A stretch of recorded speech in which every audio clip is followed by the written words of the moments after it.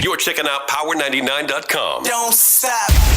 Guys, you know, I talk about 50 Cent every damn morning. Yes. He's here. 50 over the weekend. In the building, live. Yeah. This is Nice true, guest in your team, mother. Yes. right? True businessman gets up live early to do the work. Getting it going. Let's go straight for it, 50. Over the weekend, you accused AT&T of racism because Stars and your show Power are on the verge of being dropped from the cable network. Well, Have you made peace with them? Yeah, it's a huge difference between premium cable and standard cable, and that's what Revolt is. Like, I don't even know the name of a show on Revolt. Damn. I think it's the whole. Wasn't it the whole channel? The whole channel signed the deal, right? But I don't know nothing on. Oh, like any specialty shows. I see. Anything Okay. that plays on it that people go to watch. I love Power. I wake up every morning, Saturday, to watch it. That's how good it is. I am on the bed. You hear me? Just amazed at how excellent. The writing is so good. I knew that when you came out of jail, it was going down. Courtney Kemp is like, she's from Connecticut. She's such a good writer, like a showrunner. Yeah. That she can balance out how fast you start to know the characters. The character development is important. So people don't feel like you just rammed it Right, down their throat. down their throat. And then, because you don't really care. They just gave you information and lines that have no significance. So she planned for Kanan not to come out until, you don't see me to episode 4 of the first season.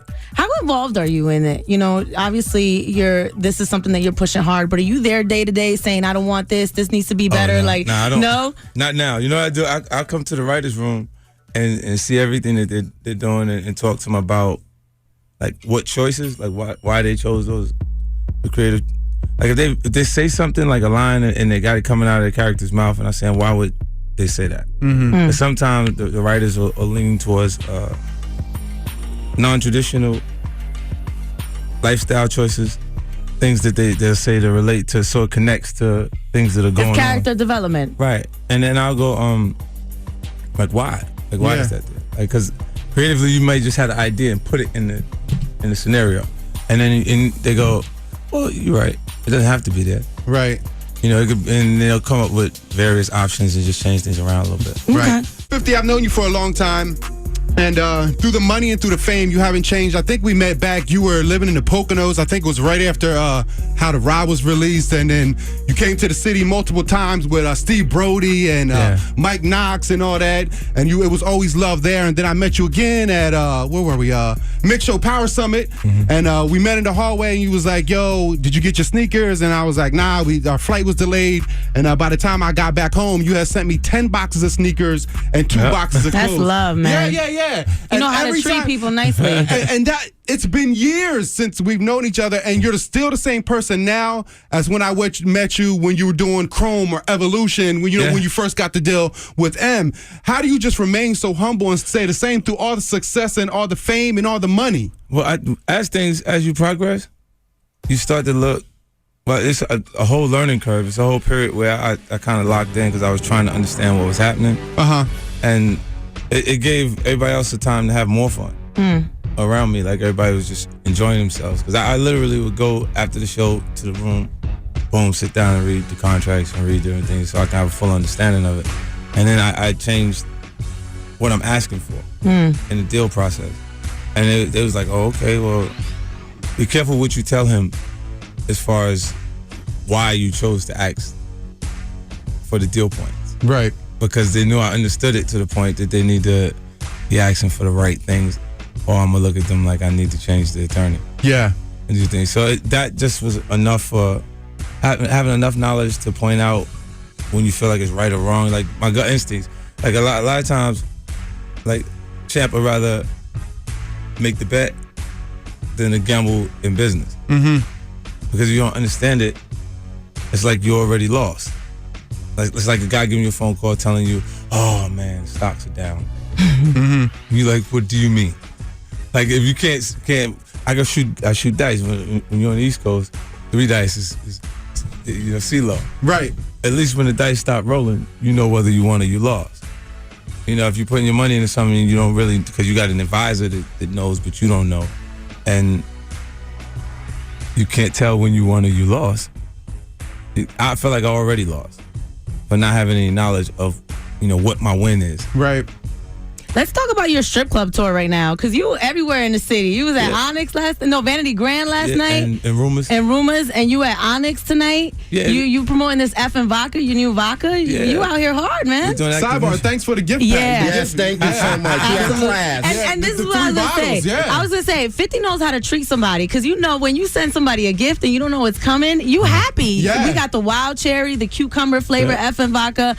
There's a caramel flavor. Yeah, raspberry. And then the regular. So, we got the got whole T-shirts, the whole everything. shebang. Actually, it's in the office. We could go and pull it out. We can do this. The cucumber is the newest flavor, right? Yeah. And so are you involved with the tasting and making these new flavors? Well, those flavors were created as I did the deal strip, in the beginning. And now we're doing some new formulations and different flavors moving forward. Okay. So it seems like you're really involved in all your businesses, but exactly what is your ownership? Do you have ownership in effing vodka? Oh yeah, it's my brand. But is it like Diddy and Ciroc? You know how Diddy represents Ciroc. Is it the same thing, or do you have shares in yeah, the it's a very vodka? similar deal as the Ciroc deal.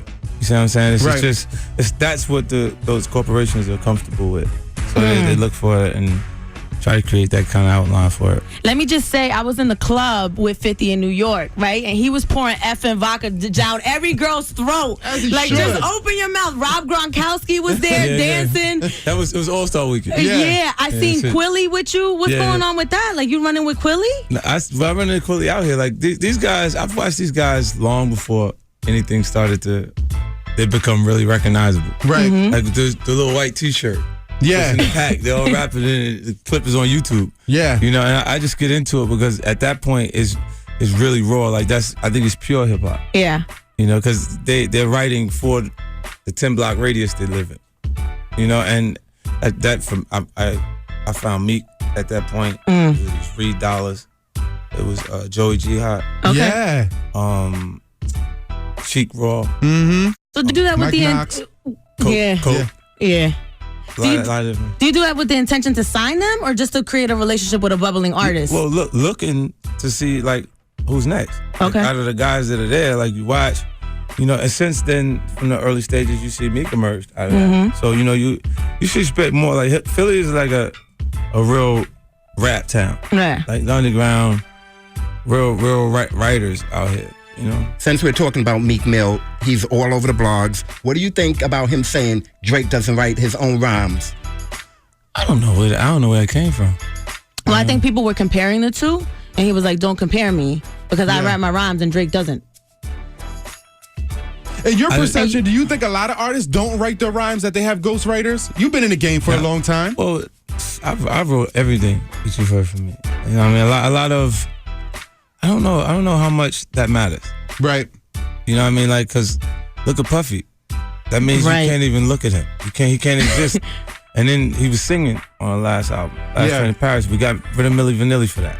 Come on, Viv. You always giving I thought Diddy this was the your friend. Was this your friend? Happy birthday. I'm not saying anything. Did I say anything that was wrong? I'm just telling you. I'm pointing out facts. Yeah. Facts only? It's factual stuff. Like, I'm just saying to you, look, if you said, that's why I'm saying I'm not sure if it means anything. Mm-hmm. Because he sustained being in it and around, and nobody really kind of criticizes that. Like, he says it. Don't worry if I write rhymes. I write checks. Right. Yeah. So does it apply to Drake, if this is true? Because we don't know exactly allegedly. Yeah. What motivates that. And then what's more interesting to me is it how Nicki feels, opposed to how Drake feels.